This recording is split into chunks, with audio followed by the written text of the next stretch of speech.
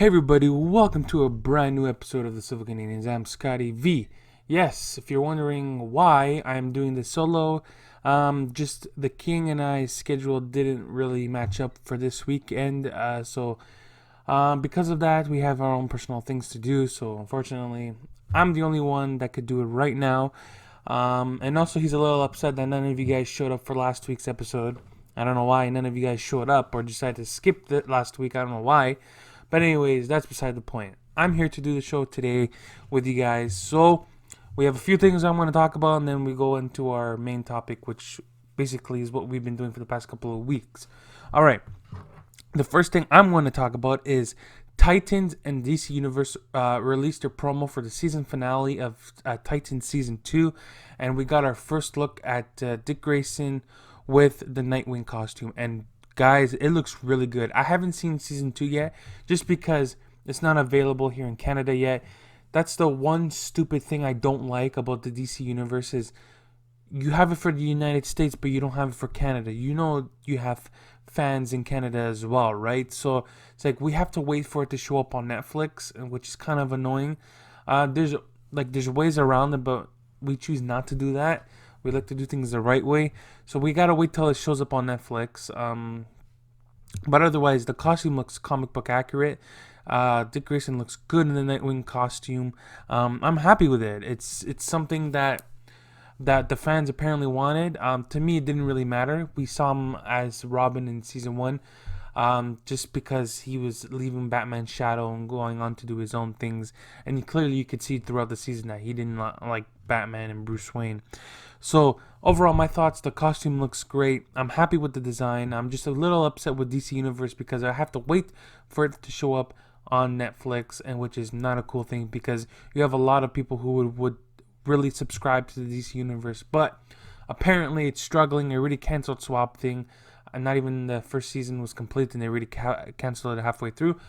We'll be getting HBO Max here in Canada, so I'm pretty sure everything from the DC Universe will carry over, which I'm assuming is going to happen just because why haven't you had that service available in Canada? But whatever. The next thing I'm going to talk about, keeping in the DC related topic. Batman finds it's Carmine Falcone, and you wouldn't believe who it was, or who it is, I should say. It's John Turturro. So he's best known for his roles in Transformers, the first 3 Transformer movies, and also he was in the last one, I believe, but it was more of a cameo than anything else. He's gonna be playing Carmine Falcone, which, okay, like I don't know. Like all these castings that Matt Reeves and the Warner Brothers are doing for this Batman movie is different, right? We kind of had our own ideas who can play who and who should play what and stuff like that. But they casted John as Carmine Falcone, and you know what? I can see him as Carmine Falcone. I personally would have preferred if they recast the guy that did Falcone in Gotham. He was pretty cool. I see him, that actor, as Carmine Falcone. But John, they've been taking a lot of risks with this Batman casting. So you know what? I'm gonna give him a shot. I did like him in Transformers. I really liked him in the first one. The second and the third one, he was kind of annoying, and the fifth one, he was just a cameo, which no one cared about his cameo, anyways.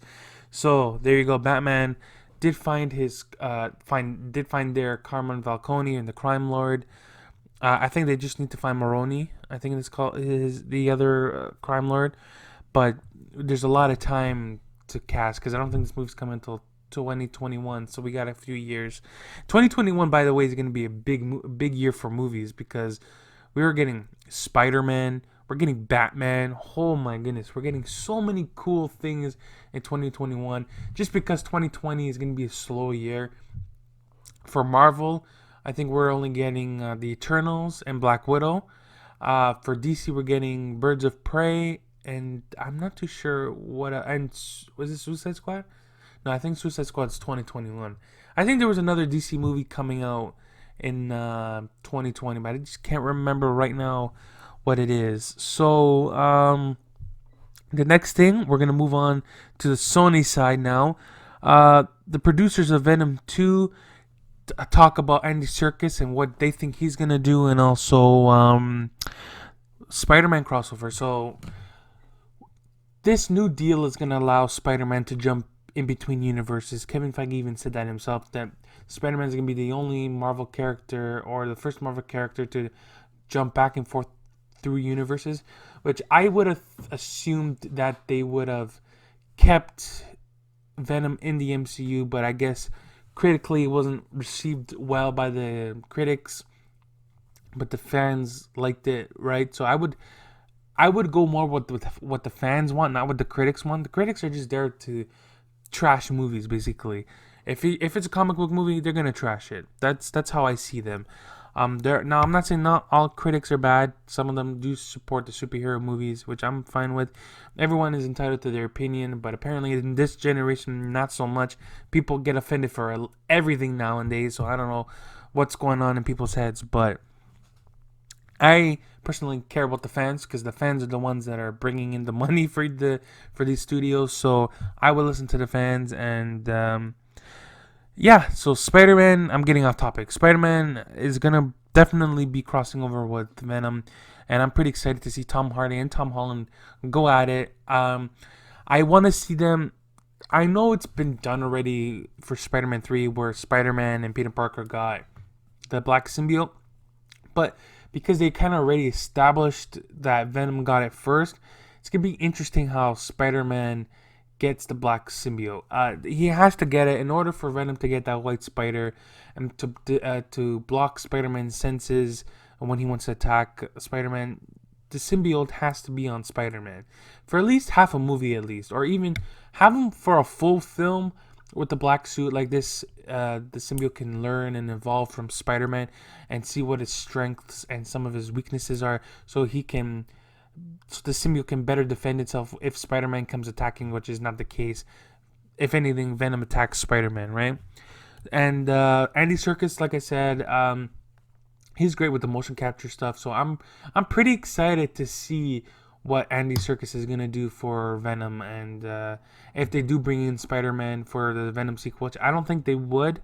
You never know. Maybe for post-credit scene they'll bump into each other, like how we originally thought Spider-Man was gonna show up on the TV during Venom, which apparently Spider-Man did shoot a cameo for that film, which I don't know. I don't know what happened there, but that's that. And yeah, so big plans are coming for Spider-Man and Venom, and I'm pretty excited. I did like Tom Hardy's Venom a lot. The story was a bit weak, but I did like what Tom Hardy brought to the Venom role. The last time we got Venom was Topher Grace, and his previous experience before that was on that '70s show with the comedians and stuff. So I understand Sam Raimi was like a sort of like a '60s style Spider-Man, but in modern day, which it didn't work for Venom. So Topher Grace was not great Venom. Tom Hardy is a great Venom. So I'll just leave it at that. And the next thing we're going to be talking about is Marvel What If Robert Downey Jr.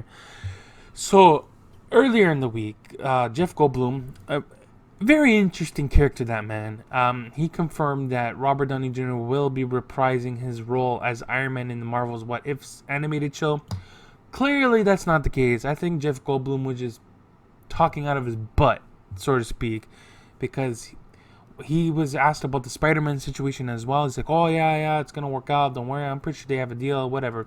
In that case, that worked out better for him because he didn't know anything. He was more confused as we were on the whole situation.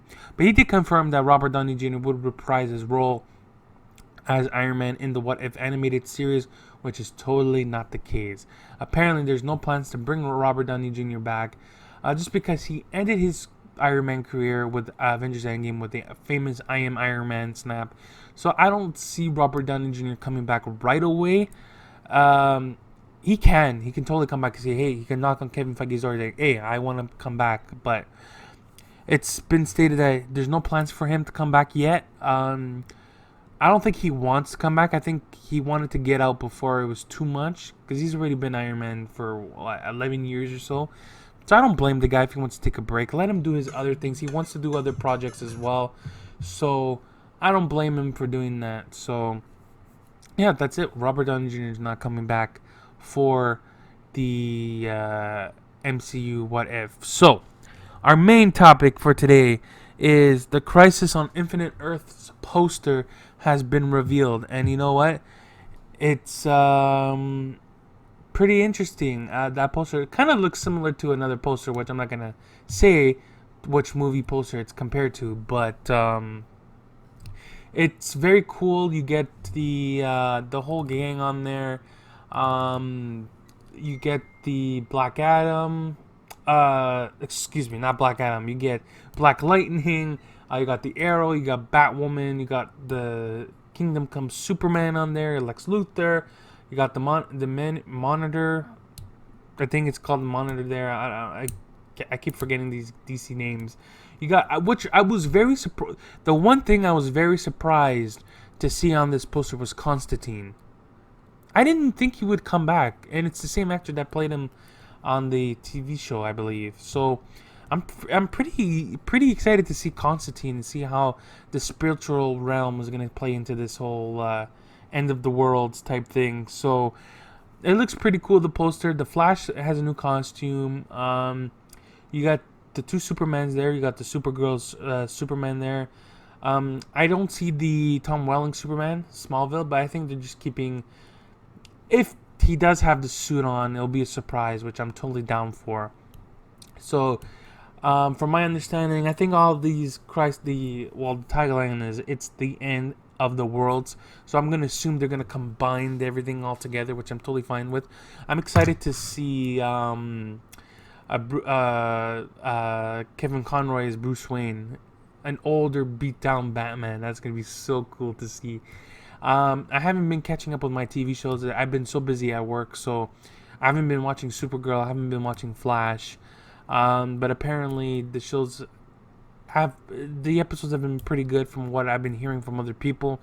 So I don't know what to expect. I read bits and pieces of the Crisis on Infinite Earths in the comic books way back when I was more into the comic book reading, and because I understood there was different versions of Batman, Superman, Flash. So I'm pretty excited to see everybody's in it. Like, you got all the DC legends are in there. You got everybody on there, and it's pretty cool. This poster looks like something you would put on your wall, which is pretty exciting. It's a 5-episode crossover, so that means it used to be 4. So Batwoman would be getting one as well, from my understanding. Yeah, so overall, that's it for this week, guys. Very short and sweet. I think I rambled on too much a little bit, but make sure you subscribe, hit that notification bell. The King and I are still discussing what we're gonna do with this whole stupid and dumb COPA thing and the FTC. This whole YouTube thing is a mess right now. So the King and I are still deciding what we're gonna do, but we're leaning towards something different. I don't know. We're just pretty upset. Every day we're getting new updates with this whole FTC COPA garbage. So I don't know where this channel is gonna lie. The King and I have built this channel, and we worked really hard, many hours, bringing so many good topics and trailer reactions, and we've been taking a hit in the past couple of weeks, which is not fun. So yeah. So stay tuned for more updates. More videos are coming. So yeah. Make sure you subscribe, hit that notification bell, and we'll see you next week or throughout the week, depending on what's going on. Alright, guys. See you soon. Be good.